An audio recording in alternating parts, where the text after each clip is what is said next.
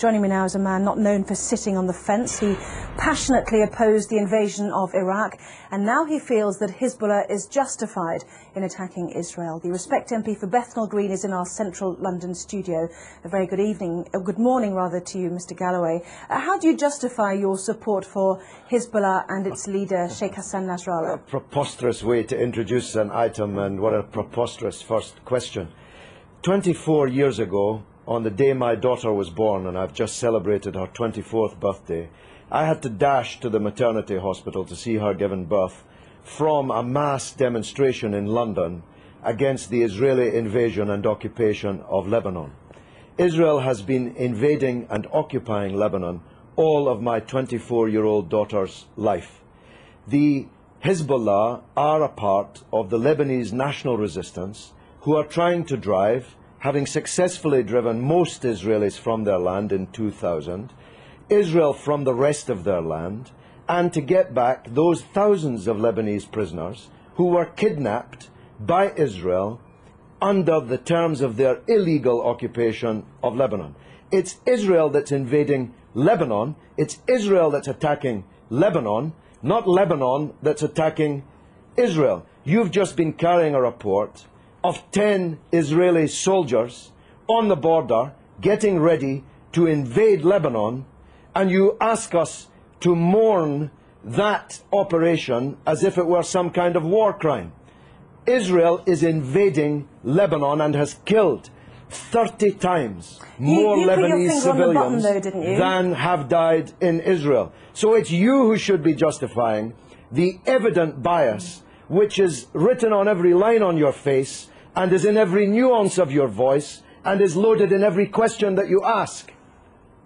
Right. You put your finger on the button, though, didn't you, when you said that Hezbollah was set up back in the 1980s in order to remove every Israeli soldier from Lebanese soil. As you said, it achieved that in 2000. No, it didn't. This is a setback. No, it didn't. It didn't. This is a key point that you're concealing from your viewers. Israel was forced out of most of the south of Lebanon in 2000. It still occupies a part of Lebanon since 2000. The Shebra Farms area, which is subject to this latest UN draft resolution. Thousands of Lebanese prisoners have been kidnapped by Israel. Hezbollah I spoke just a moment ago to the Israeli Foreign Ministry spokesman who said that the 3 Lebanese who have been captured, perhaps you'd like to use that word, have been before a judge and been through a court of law. Oh, please, have a slightly longer memory than 4 weeks. I'm talking about the thousands of prisoners taken during the 18 years of Israeli occupation, illegal occupation of South Lebanon. These are the prisoners that have to be released in exchange for the Israeli soldiers that were captured at the beginning of this wave of the crisis. Can I ask you about a report that's in today's Sunday Telegraph, which showed that Iran has given Hezbollah long-range missiles capable of targeting any part of Israel. Iran, according to this Iranian MP who helped found Hezbollah, has also said that Iran has given the authorization to target Tel Aviv. Can you blame Israel for wanting to destroy those missiles? But this is preposterous. America has given Israel missiles that can target not just every city in Lebanon, but every city in the Arab and Muslim world, including Iran. Why should America be allowed to give long-range missiles to Israel, including hundreds of nuclear missiles, but Iran is not allowed to give missiles? Because it's given it to a terrorist organisation. But they're not a terrorist organisation. Only in the mind of Rupert Murdoch's Sky and the Times and the Sun and the News of the World. I'm going to stop you there, Mr. Galloway. Prescribed terrorist organisations. One man's terrorist is another man's freedom fighter. We know that perfectly well. In most people's eyes, they are deemed to be. They had a choice, didn't they? Let's understand this. They had a choice, like the IRA, to take on politics. Listen, Anna. I'm saying they had a choice to absorb the idea of politics. They've got 2 Hezbollah cabinet ministers. Anna, one man's terrorist is another man's freedom fighter. You are totally wrong in saying that in most people's eyes, Hezbollah are terrorists. In most people's eyes, Israel is a terrorist state. It's the fact that you cannot comprehend that fact that leads to the bias which runs through all of your reporting and every question that you've asked me in this interview.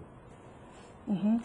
Can I ask you one question? I was relating to the IRA and Sinn Féin. They have decided to embrace politics. Hezbollah had the chance to embrace politics. They've already got two cabinet ministers. They're well respected in the south. In politics. They are. That's what I'm saying. People of the south if you of listen to Lebanon. me, I'm saying they've got two cabinet ministers already. They had a chance to do that. Why did they need to capture and kill Israeli soldiers on the border? Surely that sets back their ambitions to be a political force inside a democratic Lebanon. Look, because Israel occupies their country and holds thousands of their compatriots as kidnapped hostages in their dungeons. It's really very simple, except if you think only in a clock that goes back 4 weeks. If you know, and you're old enough to know better, that this origins of this conflict are not 4 weeks or 4 years or 14 years, but are decades old. You want people to think that the crisis started when the clock started ticking on Sky News. No, I don't the people in Lebanon I want to know ask you differently. I want to ask you one final question. Do you think that the 4 weeks that we've seen, as you mentioned, the 26 days of this crisis, has set back Hezbollah's ambitions? Not only are Israeli soldiers now over the border... Let me finish. Would you mind letting me finish, please? Not only are Israeli soldiers over the border in sizable numbers, but also their claims to be a good political organisation to help a democratic Lebanese government with the Syrians who've also now left an independent state. That has also come to blows as well. What a silly question. What a silly person you are. Hezbollah is winning the war. You can see it on the other half of the screen. Hezbollah is more popular today. That was not my question. Hezbollah is more popular today in Lebanon, amongst Christians, amongst Sunnis, amongst Shiites, amongst all Arabs, amongst all Muslims, than it has ever been. It's Israel who's lost the war, and Bush and Blair, for politically organising the war, who've lost politically. This is a defeat for Bush and Blair and Israel. Everybody but you can see it. Let me separate out that question then. Is it a setback, given that Hezbollah was set up in order to get Israeli soldiers off Lebanese soil, that there are now more Israeli soldiers on Lebanese soil than there were 26 days ago? Well, they seem to be getting a bloody good hiding on the other half of the screen that I'm watching. Maybe you can't see it, but I'm watching them getting a bloody good hiding in the war. So if that's a success, I'm not sure what a failure would look like. The reality is that this conflict will go on. The United Nations resolution solves nothing, gives Lebanon nothing, gives the prisoners in Israeli dungeons nothing, and as Anne Clewid, my erstwhile colleague, was just saying, Israel has just kidnapped even more Palestinian politicians, cabinet ministers, members of parliament, and thousands of others held in Israeli dungeons, and this war will continue until the overall settlement is reached. That settlement must mean Israeli withdrawal from all occupied territory that it currently holds since the war in 1967, the release of all political prisoners, and a state for the Palestinians with East Jerusalem as its capital. No justice, no peace. You're not going out of business as a newscaster in Jerusalem anytime soon, believe me.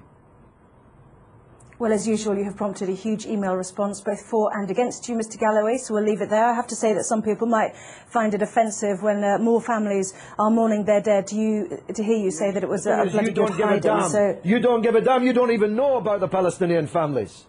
You don't even know that they exist. Tell me the name of one member of the 7 members of the same family slaughtered on the beach in Gaza by an Israeli warship. You don't even know their name, but you know the name of every Israeli soldier who's been taken prisoner in this conflict, because you believe, whether you know it or not, that Israeli blood is more valuable than the blood of Lebanese or Palestinians. That's the truth, and the discerning of your viewers already know it.